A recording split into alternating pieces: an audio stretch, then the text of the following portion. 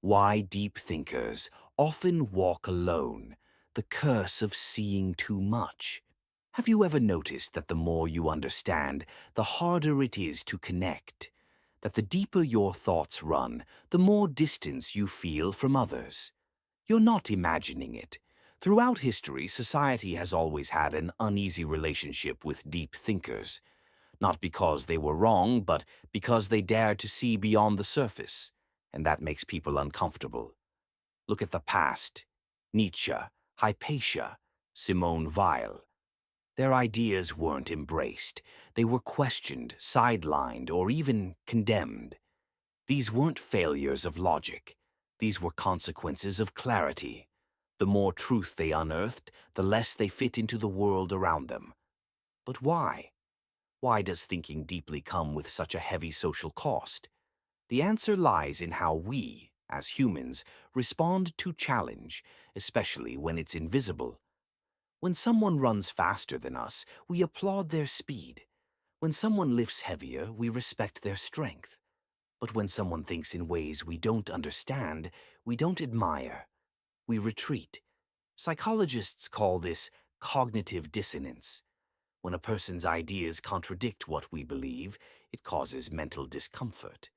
And instead of questioning our beliefs, most people reject the thinker.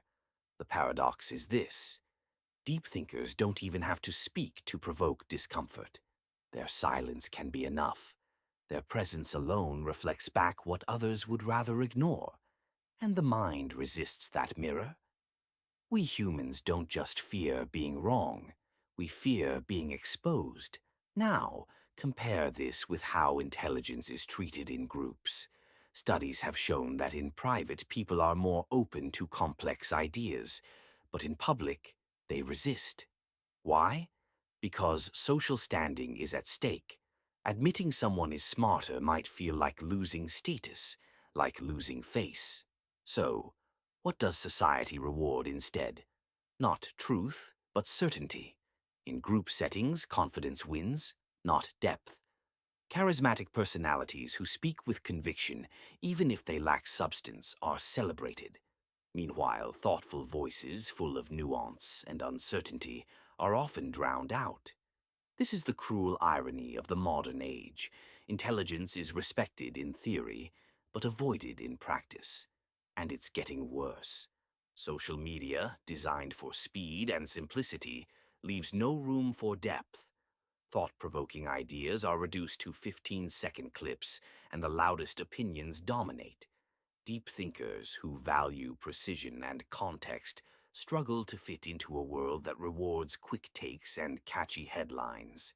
But the isolation of deep thinkers isn't just cultural, it's neurological. Modern neuroscience reveals that when we feel intellectually threatened, the brain activates its fear center, the amygdala. In other words, we react to deep thoughts the same way we react to danger. Not because ideas are dangerous, but because they unsettle our sense of who we are.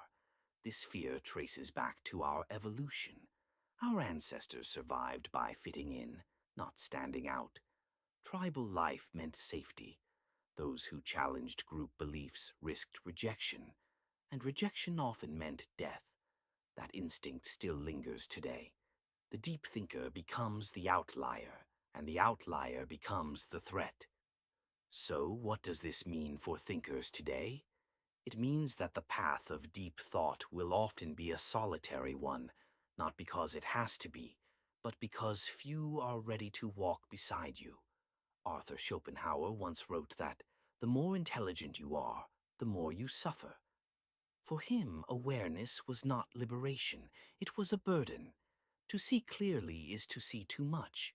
The illusions, the contradictions, the fragility of human nature. Most people chase comfort. Deep thinkers chase truth.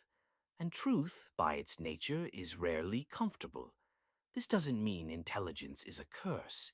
It means it comes with a cost of connection, a cost of belonging, a cost of being understood.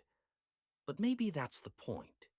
Maybe the role of a deep thinker isn't to fit in, but to illuminate, to ask what others won't, to see what others can't.